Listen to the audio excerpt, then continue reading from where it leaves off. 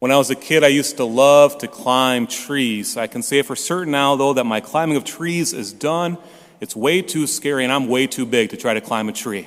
But as a kid, I loved it. And one of the reasons why is because it made me feel like I was on top of the world.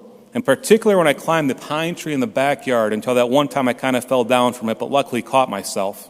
Getting up that high, it felt like I could see forever and ever, even though that was not the case. Today we encounter Zaccheus, and how he climbed a sycamore tree so that he could get a better look at Jesus.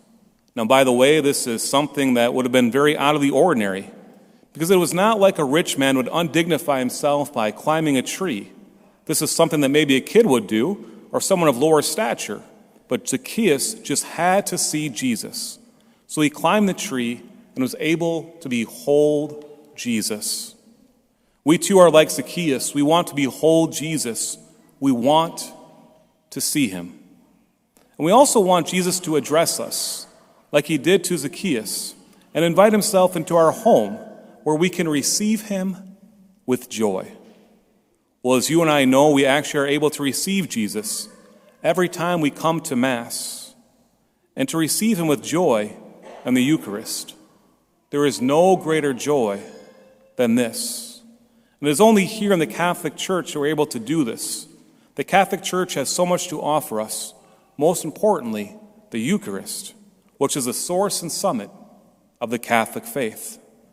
Today I'd like to take a look at the existence of the Church from a certain look of being on top of a tree and looking out at the big picture. In particular, addressing the question of why does the Church exist, why does this parish exist, and why should we continue to support it? I think that we have the answer to why the Church exists in our gospel reading today when Jesus states, "For the Son of Man has come to seek and to save what was lost." The Son of Man has come to seek and to save what was lost. That's right. The Church was established for you and for me, for us, because we are in need of God's love and his mercy. We were lost. We were lost in original sin. And it was Jesus who came to seek us out and save us who were lost. When we look at Zaccheus, what we see is a great sinner. But what does Jesus do? He reaches out to him. He goes to his house. He is able to seek him out and offer him what he is longing for. Not only to see Jesus, but to receive him and to be able to realize that he is worthy of this great love of God. And this is what we long for as well, receiving the love of God. The Catholic Church is not set up for perfect people. It's set up for us who are not perfect, who make mistakes, who are in need of God's love and mercy.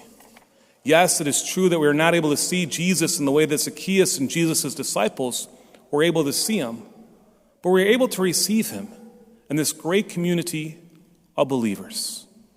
That is what the Catholic Church is, a community of believers who have come together to experience all that God wants to give us. As this community of believers, we make up this parish, this local church. Our parish is not just made up of buildings or programs. It's made up of us, the parishioners of this parish, both us present now and the ones who have come before us, which is many, seeing as how this parish was established in 1903. Over these years, parishioners have stepped up to continue this great ministry that we're able to offer here at St. John's. I continue to be overly impressed by the generosity of so many of you and the sacrifices that you make to continue to support St. John's. Why? Why do you do this? Hopefully it's because you love this parish, which means that you love the parishioners here at St. John's, and you want to continue to support this great parish. As you know, to run a parish means there are going to be expenses. The greatest expense we have here at St. John's is in our staffing, which is a normal occurrence when it comes to parishes, when it comes to nonprofits. I can assure you that we have a great staff here, both on the church and the school side.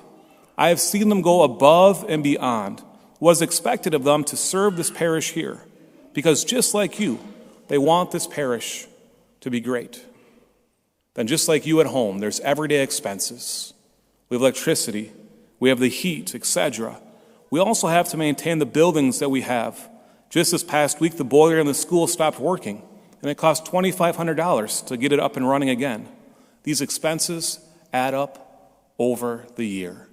Little by little, they continue to add up. The greatest source of income that we have comes from the weekly offertory. This enables us to run the day-to-day operations of the parish.